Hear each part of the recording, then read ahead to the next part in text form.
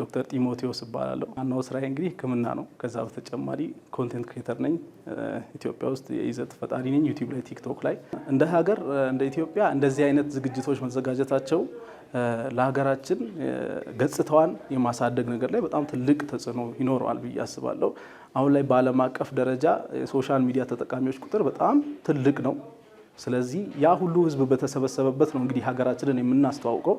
በጥሩ መንገድ ደግሞ ሀገራችንን የምናስተዋውቅ ከሆነ ሀገራችን በጣም የምትጠቀማቸው ዘርፈ ብዙ የሆኑ ነገሮች አሉ። ከዛ በተጨማሪ ለእኛ ደግሞ እንደ ኮንቴንት ክሬተሮች ህዝቡ አንደኛ ነገር እንዲቀበለን ያደርጋል ብዬ አስባለሁ። እንደዚህ አይነት ዝግጅት ህዝቡ እንደ ልጁ እንዲያየን ያደርጋል ብዬ አስባለሁ። ሀገራችንን የመጥቀም ስራ በምንሰራበት ጊዜ ትርፉ ለእኛም ነው። ስለዚህ እኛ ሶሻል ሚዲያ ላይ ልንቆይ የምንችለው ህዝቡ በፖዚቲቭ ማይንድ ሲያስብ ብቻ ነው ማለት ነው ስለኛ። ስለዚህ አሁን ላይ ባለው ነባራዊ ሁኔታ ሶሻል ሚዲያ ላይ የሚሰሩ ሰዎች ቲክቶከር፣ ዩቲዩበር በሚባልበት ጊዜ የሰው አእምሮ ላይ ኢሚዲየትሊ የሚመጣው ነገር ኔጌቲቭ የሚሆን ከሆነ ምንም አይነት ጥሩ ስራ ሰርተንም ተቀባይነት የማግኘት ችግር ይኖራል። ስለዚህ እንደዚህ አይነት ነገሮች ለሀገራችንም የራሳችንን አስተዋጽኦ በምናበረክትበት ጊዜ እኛም ደግሞ ያለን ስም እየገዘፈ ስለሚመጣ ተጽዕኖአችንም በዛው ልክ ስለሚጨምር በጣም ተጠቃሚ እንሆናለን።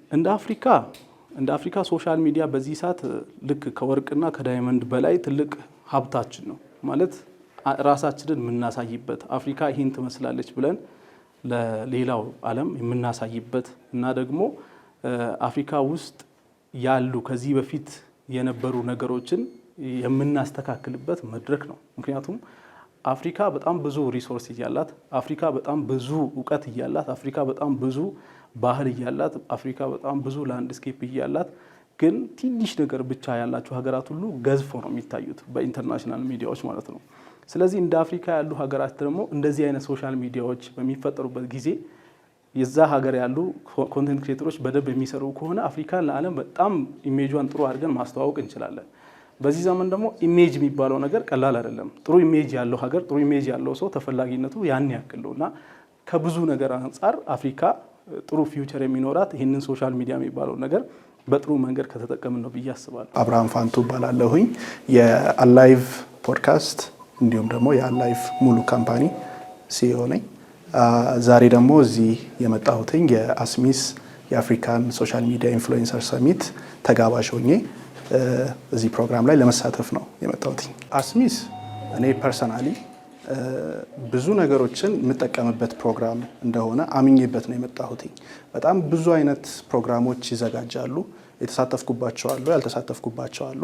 የሚሄድባቸው ቦታዎች በጠቅላላ የሆነ ማገኝበት ነገር አለ ብዬ ሳምን ነው የሚሄደው እና እዚህም ፕሮግራም ላይ ስገኝ የተገኘሁበት አንደኛው ነገር ፐርሰናሊ የምሰራው ኮንተንት ከሀገር ውስጥ አልፎ እንደ አፍሪካ እንደ ዓለም እንዲደርስ እፈልጋለሁ። ምክንያቱም ሰው ላይ ነው የምሰራው። ሰው ደግሞ ኢትዮጵያ ውስጥ ብቻ አይደለም፣ አፍሪካ ውስጥ አለ፣ ዓለም ላይ አለ።